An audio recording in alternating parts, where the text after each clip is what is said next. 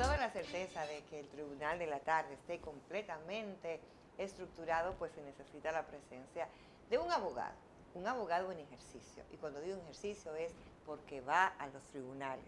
Y de la misma manera lleva todo lo que es ese conocimiento, lo lleva a las aulas para compartir no solo la teoría, sino también la práctica.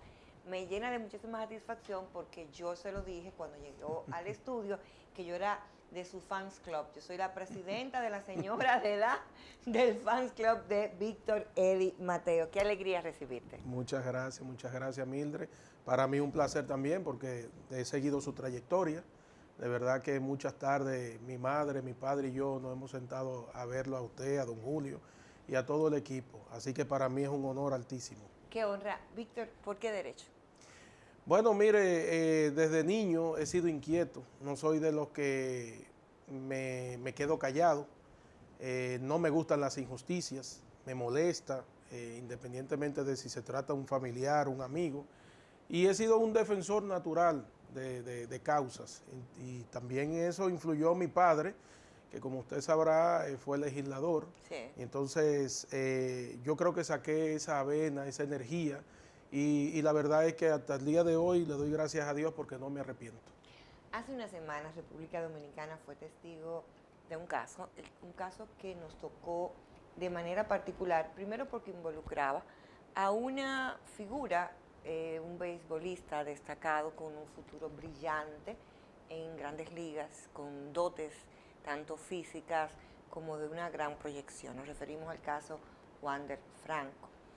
Se produce primero, en la primera etapa, se fue llevado a la cárcel, luego fue por medidas asumidas y llevadas por sus abogados en libertad para llevar el proceso, y creo que hace 2 semanas fue que se produjo la lectura de la sentencia. Aún estamos en espera del dispositivo que es ya in extenso, ya, ¿no? Exacto. Lo que plantea. Pero surgió, lo voy a decir ya para hacer la historia, el cuento breve, por lo menos para muchos fue una gran sorpresa la figura del perdón judicial. Y decía primero que es sorpresa porque al mismo tiempo que una persona era penalmente responsable, al mismo tiempo recibía un perdón judicial. Sí. Para aquellos que no son abogados, aquellos que no están familiarizados, exactamente a qué nos referimos el perdón judicial. Sí, mire, Mildred, se trata de una figura que no es nueva. Es decir, el pasado mes de diciembre del año 2025 entró el nuevo Código Procesal Penal, que es la Ley 9725. Entonces, el código anterior, la Ley 7602, también lo contemplaba. ¿Y en qué consiste esto? Consiste en que, si bien es cierto, se tipifica la culpabilidad del imputado, no menos cierto es que si ese imputado se dan algunas de las atenuantes ahora contemplada en el artículo 346 del Código Procesal Penal, Ley 9725, entonces se toma en consideración y se combinan, y si sobre todo este imputado no ha tenido un proceso penal judicial anteriormente, entonces se toma en consideración. Es una forma de decirte, mira, tú eres responsable, pero te voy a conceder, porque se supone, Mildred, que la privación de libertad debe ser la excepción. Si bien es cierto que el derecho penal actúa a consecuencia de, es decir, cuando posterior a que ocurre un hecho, no menos cierto es que en el caso de Wander Franco, a él, y por eso muy importante lo que usted decía, y es el hecho de que hay que esperar las motivaciones de los jueces. ¿Por qué? Porque muchos han contrastado el interés superior del niño, niña y adolescente en un Estado de Derecho y sobre todo a una ley preconstitucional que es el Código de Niño, Niña y Adolescente, la ley 13603, que se fundamenta, de ahí parte todo su contenido, y por otro lado, que el tribunal ha entendido que él también fue víctima en el proceso. ¿Por qué? Porque la madre utilizó su fama, su dinero, ¿para qué? Para venderle a la niña.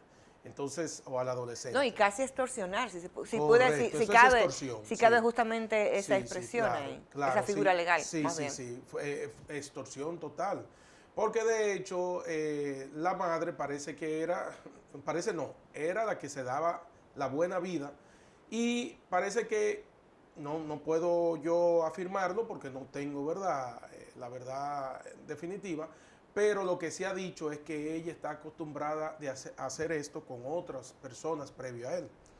Por eso él no es el primer hombre con que la niña está, sino que él resulta ser quizá uno de ellos. Pero hablamos de una menor. Poco Sí, importa, correcto. 5, 10, primero con todo el respeto, Sí. como madre, como hija y, o sea, y como mujer. Correcto. Pero hablamos de algo que para muchos, y estoy en ese grupo, me llamó poderosamente la atención, que la minoría de edad, o sea, estamos hablando de una menor de edad, Correcto. hay momentos cuando escuchamos el fallo que eso se fue de soslayo. Correcto. No, totalmente de acuerdo. Mire, por eso le digo, cuando veamos la sentencia completa, que podamos leer y apreciar cuáles fueron esas motivaciones, nos daremos cuenta. Por un lado, resulta ser uno de los casos más complejos en los últimos tiempos. Desde tu mirada, ¿por qué la complejidad? Precisamente por eso, porque entonces se contrasta el interés superior del niño. Entonces hay que ver si las motivaciones de los jueces fue suficiente para poder, ¿verdad? Por decir así, poner en una balanza el interés superior del niño, niña, adolescente envuelto. Entonces, ¿qué resulta? Que se supone que ese interés superior del niño, niña, adolescente, por un tema de dignidad humana, debió estar por encima de cualquier otra cosa. Entonces, por eso nosotros tenemos que detenernos, pero ya con el documento completo, a analizar esas motivaciones que quizá mediáticamente todavía no se han sostenido, porque nadie conoce la sentencia íntegra.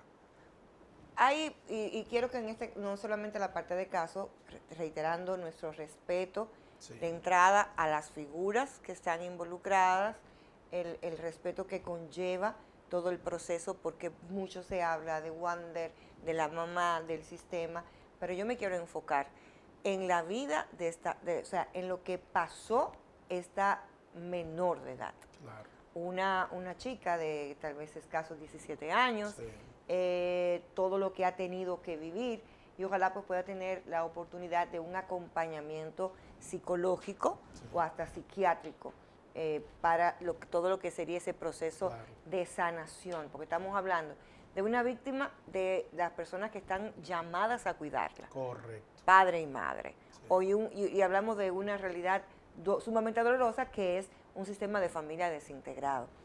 Pero me llamó poderosamente la atención que se habló, y no sé si responde a una técnica acomodaticia de los abogados o por qué, nunca escuché la palabra violación y era menor, Sí. más sí se utilizó la palabra abuso sexual.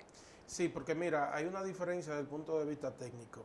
Abuso sexual desde el punto de vista de que se trata de una menor que no puede consentir. Ahora, él no forzó para estar con ella. Pero es que La violación, una menor no da, perdóname, que una Sí. menor no da un consentimiento. Eso es correcto, pero aquí no hubo violencia. Generalmente la violación es cuando hay violencia para llegar al acto. Entonces, ¿qué pasa? Sí hubo un abuso de poder porque el joven, en el caso del pelotero Wander Franco, era mayor de edad ante la ley y se encontraba en una posición, incluso hasta en lo económico, desde el punto de vista social, mejor que la joven. Estaba en una posición mucho mejor. Entonces, por eso se habla de abuso. Ahora, cuando se habla de violación, reitero, hay violencia. Entonces, esa es la diferencia desde el punto de vista técnico. Yo insisto, y tal vez tienes Ahora, la parte. yo le voy a decir, Para que una menor no pueda consentir, eso per se ya es un acto de violencia. Sí, y lo podríamos ver incluso desde el punto de vista hasta psicológico. Ahora, ¿qué pasa? La menor no actuaba ella sola, actuaba en contubernio, no puedo decir ni siquiera en contubernio porque podría verse, ¿verdad? Pero ella actuaba porque su madre era que le decía qué hacer, qué no hacer. Pero Es decir, doblemente víctima entonces, o sea, en lejos totalmente. de pasar de un concepto judicial a otro Sí. que no tiene el mismo valor ni semántico Sí. ni jurídico, estamos frente a una persona que está doblemente Sí. revictimizado, o sea, doblemente Totalmente. violentado en sus derechos. De hecho, fíjese que el tribunal, y por eso le da el perdón judicial, volvemos a lo mismo, lo cataloga a él como una víctima también porque la madre lo extorsionaba con su hija.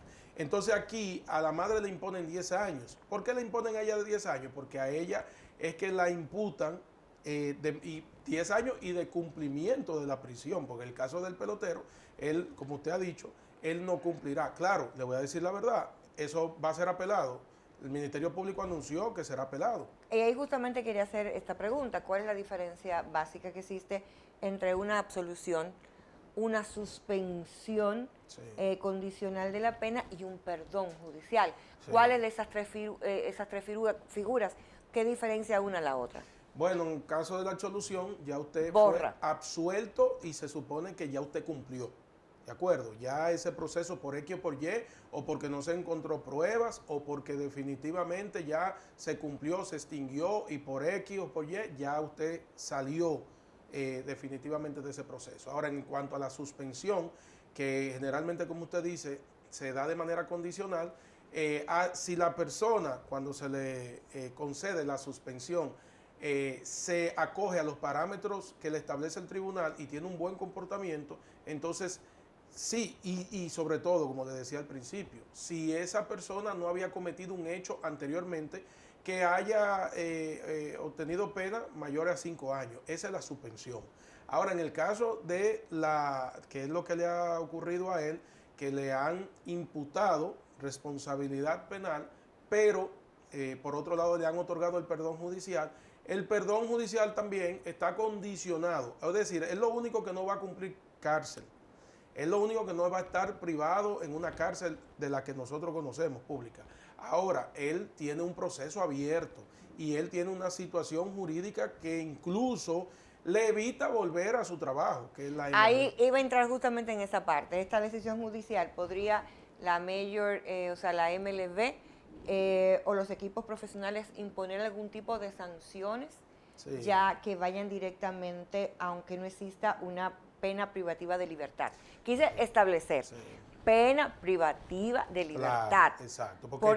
Porque pena existe, ¿no? Correcto. Lo que hay es un perdón, o sea, esto pues pudiera tener algún tipo de incidencia en lo que es ya la MLB. Bueno, de hecho hay un contrato de trabajo que no se está ejecutando, que ahora mismo no se sabe qué sucederá y que está suspendido, aparentemente. Él está suspendido, claro, pero ¿qué pasa? Que aquí debe existir de manera definitiva una sentencia que adquiera la autoridad de la cosa irrevocablemente juzgada para que ellos puedan evaluar si MLB le dará la oportunidad de volver a uno de los equipos que pertenecen a esa liga.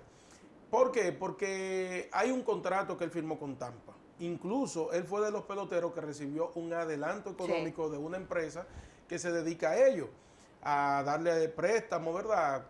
Poniendo en garantía un porcentaje a futuro de lo que él se va a ganar.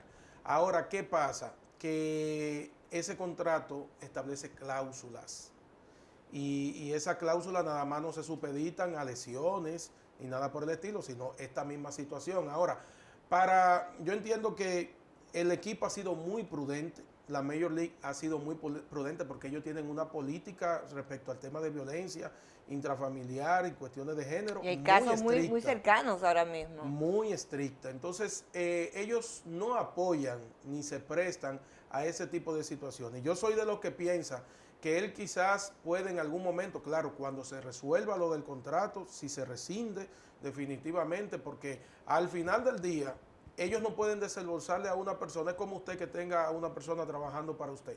Usted no puede pagarle a una persona que no esté trabajando, que no esté laborando en el día a día. Claro. Entonces eso es un trabajo igual que cualquier otro. Entonces él podrá, que entiendo, Mildred, no quiero yo decirlo ni que se vea tan ligero, pero entiendo que una de las cosas que tomó el tribunal en cuenta es que se trata de un muchacho jovencito, de un niño. Porque los jueces al momento de imponer, si bien es cierto tienen que ajustarse a lo que dice la ley, que eso es lo que manda un Estado de Derecho, no menos cierto también que el juez tiene cierta discrecionalidad muy limitada para contemplar el contexto en el que se desenvuelve. Voy a entrar una pregunta tal vez que lo que menos tiene es lo legal. Sí.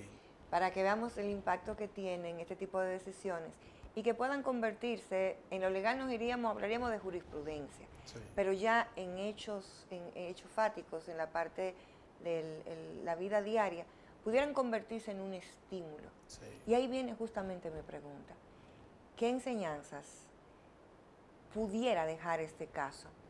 ¿Y qué pensarán algunos? ¿Necesito ser pelotero para poder ser beneficiada o beneficiado de un caso de un perdón judicial, que si bien es cierto, está condenado, pero no va a cumplir una cárcel como tal. ¿Hasta qué punto esta decisión, que intento ver el mapa completo del caso, pero pudiera convertirse en un estímulo también para otras figuras que busquen la manera de escaparse de lo que las personas más le temen, que son las rejas? Sí, claro. Mira, yo soy de los que piensa que independientemente de que él tiene se le concedió este perdón judicial, él tiene una situación muy difícil, Mildred. Él tiene una situación muy difícil para su futuro a corto, mediano y hasta largo plazo. Porque esa mancha socialmente no la borra nadie. Muy distinto hubiera sido si la madre no tuviera una participación aquí protagónica y de manera directa él hubiese sido, vamos a decir, el agresor o hubiese forzado esa relación. Porque ahí él no iba a tener perdón judicial. Porque precisamente el perdón judicial, una de las atenuantes es porque, reitero, a él lo consideran víctima, porque se pudo demostrar que la madre era que extorsionaba para que él tuviera con su hija, si no, ella iba a destapar lo que ella había provocado que él precisamente estuviera con ella. Entonces, yo creo que eso manda un mensaje, no solamente desde lo jurídico, sino desde lo social.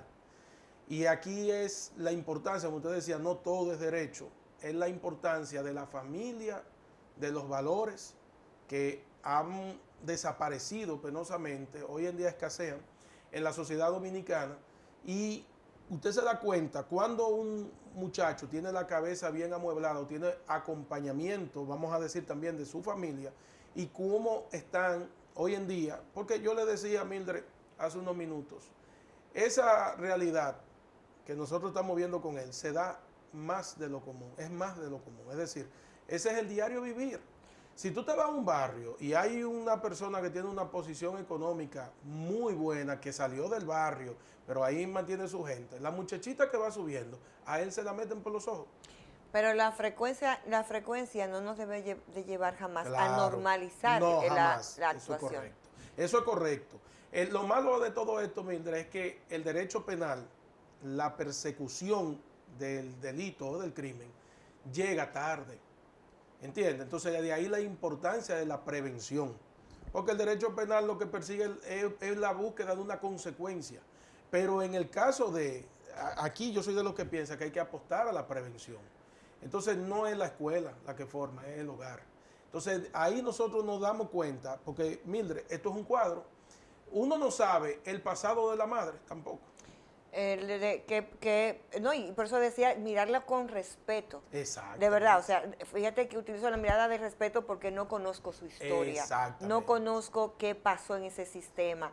Y para mí sería más fácil utilizar una palabra de descalificación, pero no sería lo humanamente correcto. Correcto, eso es así. O sea, no sería lo humanamente correcto. Hay que ser justo y objetivo. En esta parte. Hay un tema que me gustaría, y lo hablo porque República Dominicana somos el segundo país con mayor cantidad de jugadores de grandes ligas en el béisbol de Estados Unidos, en el béisbol de la MLB. En República Dominicana, Eddie, desde que dan los resultados de una sonografía y es varón, lo primero que se decora la habitación y el primer año en su gran mayoría es con un bate y una pelota. Le enseñamos a nuestros hijos que es la manera donde pueden pues poner sus talentos, incluso hasta cuando no lo tienen. Lo llevamos todos los sábados a que practiquen en un play de béisbol, porque es el sueño de muchas familias, de muchos padres. Pero quiero hablarle, y nos salimos un tanto del caso Wander Franco, que nos iba solamente esto como palanca para poder ver, ya conjugando esa mirada que tienes de estudioso de la ley y al mismo tiempo de conocedor de la realidad dominicana. ¿Cuál sería ese ABC que necesita que la mayoría son niños, son muchachos, pero con un cuerpo grande? Sí. Pero muchas veces el cerebro es pocamente desarrollado. Correcto. Necesitan saber para que su tránsito, en eso que comenzaron a decir desde chiquito, tú vas a jugar con el Licey, luego te van a firmar los Yankees, vas a jugar con las Águilas, luego con Boston, y van llenando esos niños de ilusiones. Sí. ¿Cuáles serían, desde tu mirada legal, ese aspecto que necesita conocer, porque el pelotero no es solamente el pelotero, es el pelotero y su estructura de familia. Correcto. Necesita saber para eso que practicó, y hay que ver lo que hay que practicar para llegar a grandes ligas y cuántos llegan, pueda convertirse en un sueño, la realización de su sueño y no la gran pesadilla. ¿Qué sería lo más valioso en términos jurídicos que necesitan conocer estos muchachos? Mira, lo ideal sería, lo que pasa aquí, Mildred, es que más que irme directamente a lo jurídico, hay que irse a lo social. Vamos a lo social, entonces vamos a darle esa oportunidad. Mira por qué. Porque usted tiene un sobrino que está practicando béisbol, pero él está en Estados Unidos, el sistema es muy diferente. Yo jugué béisbol cuando estaba en la adolescencia, hasta casi obtener firma. Y yo le puedo decir a usted que la familia tiene una incidencia, y la educación y la familia tienen una incidencia directa en lo que va a ser el comportamiento de ese muchacho a corto, mediano y largo plazo. ¿Y por qué? Porque así como tenemos ejemplos, hay excepciones para todo, hay excepciones en la vida de muchachos que salen de la pobreza extrema y se dan grandes profesionales y grandes seres humanos. Asimismo también hay otros, que son la gran mayoría, que si no tienen una buena base, entonces están destinados, por más honrones que den, por más ponche, por más sayón, por más MVP, si no tienen un buen acompañamiento, fracasaron. Y miren, en Estados Unidos el muchacho no firma de manera directa como agente libre. En República Dominicana sí. Aquí desde que los niños tienen 12 años, hoy en día 11, 12 años, ya una academia. Se lo venden a la academia. ¿Usted recuerda el que murió hace un tiempito? Que salió el fin de semana, se supone que descanso para irse a acompañar a su familia, a estar con su familia, y el día de semana se la pasa en el complejo. Pero, ¿para dónde cogió? ¿Quién supervisa a esas ligas? O sea, ¿quién supervisa a esos espacios? No le podemos decir granjas. Sí. Porque tampoco son que tienen el aval muchas veces de Hay algunas que tienen el aval de casas que funcionan de diferentes equipos, pero hay casas donde se alquila una casa y viven 6 peloteritos, 6 muchachos que van a practicar 8, pero ¿quién supervisa? Esteroides. Nadie. Alimentación. Nadie. Vamos a darle proteína para que el muchacho esté flaco y engorde. ¿Quién supervisa eso? Nadie. El Estado ha dado la espalda a ese tema. Entonces, el Estado que no venga después, cuando ganan una medalla, a ir a hacer caravana para ir a recibirlo. Eso es lo que sucede en la realidad. Mire por qué, Mildred, porque en el caso del senador por el Ceibo, Zorrilla, él propuso un proyecto de ley que fue muy criticado, porque una de las cosas que fue lo que nada más se fijó la opinión pública, que él dice que cuando firmen ese muchacho, el dinero se vaya a un fideicomiso y que cuando él cumpla la mayoría de edad, entonces él haga lo que él quiera. Yo no lo veo descabellado, porque todo el mundo sabe, Mildred, que desde que un muchacho lo firma, lo primero que quiere es montarse, comprar un vehículo. Y una pistola. Y una pistola, y que la ropa, y que la prenda, y que, óyeme, lo que quiere hacer el Estado, que no todo se resuelve con una ley, pero la norma es necesaria, ya que nosotros tenemos aquí un sistema muy distinto al país número 1 en béisbol en el mundo, que es Estados Unidos. Allá el muchacho sale del college, pero el muchacho ya te salió drafteado. Y dependiendo tu calificación, óigase bien, tu calificación, tu grado, es que te dan el bono. Tú puedes ser lo más talentoso, pero si tu calificación, si tus notas no son buenas, entonces tu bono no es alto. Entonces eso ata que el muchacho tenga que formarse, y ahí incide la familia de manera directa, también el entorno educativo, pero la familia de manera directa. Entonces, muy distinta aquí a nuestro contexto, Mildred, es lo que nosotros vemos. Usted decía de que desde que nace es con un bate y una pelota y una fotografía, y lo convierten en héroe a todos estos peloteros, y tú ves los muchachos con la habitación llena de fotografías. Pero ¿qué sucede, Mildred? Que hoy en día los padres prefieren que el muchacho ni siquiera vaya a la escuela para meterlo de los 11 años usted fue muy modesta, pero yo lo digo, en una granja de béisbol. ¿Para qué? Para alimentarlo sin supervisión estatal, para educarlo relativamente, porque supuestamente le dan clases de inglés, pero nosotros sabemos que no es un inglés profesional. Y tercero también, para un estilo de vida, que uno no sabe lo que acontece ahí internamente, porque nadie supervisa ni vigila, y por eso se han dado muchos casos también muy penosos de entrenadores que han abusado hasta sexualmente. Entonces, ¿dónde está la mirada del Estado en todo esto? Creo que al final de este programa nos quedamos con, por lo menos me quedé con muchas preguntas. Claro. Que necesitan pues también que necesitan ser gestionadas esas respuestas. Sí. Eddie, gracias por acompañarnos, siempre. Por brindar tu mirada con este caso desde esa perspectiva integral, más allá de la ley. Y ya para yo finalizar, la familia es un sistema y los sistemas se destacan porque tienen un orden establecido. Cuando ese hijo lo firman, ese hijo hay momentos donde ocupa el lugar del padre. Eso es así. Y el papá se convierte en quien le sirve al hijo, porque el servir siempre es lo correcto, pero le sirve al hijo porque el grande es el hijo. Y el hijo no puede ocupar el lugar del padre en una relación. Los padres merecen todo el tiempo honra y respeto. Entonces, cuando se rompe ese esquema de relación de familia, esa parte sistémica, vienen las situaciones.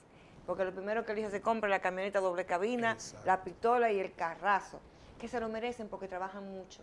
Pero cuando lo hace sin ocupar su lugar de hijo, de respetar a papá y a mamá, por ejemplo, siempre admiré a David Ortiz en ese sentido, lo propio a los Pedro Martínez, a los Martínez, en esa parte, entonces vienen las situaciones. Creo que este caso nos debe a nosotros dejar una gran enseñanza. Menor es menor, no importa la edad que tenga antes de los 18 años de edad. Respetar y cuidar a los menores, para no revictimizarlo, como se ha manejado en el caso específico. Y tercero, que la familia ha de ser ese espacio donde primero se cuida y se proteja a el menor de edad. A ustedes, amigos, gracias por acompañarnos y hacer de este su espacio, el Tribunal de la Tarde, su compañía perfecta por estos más de 21 años. Tengan todos un feliz resto de la tarde.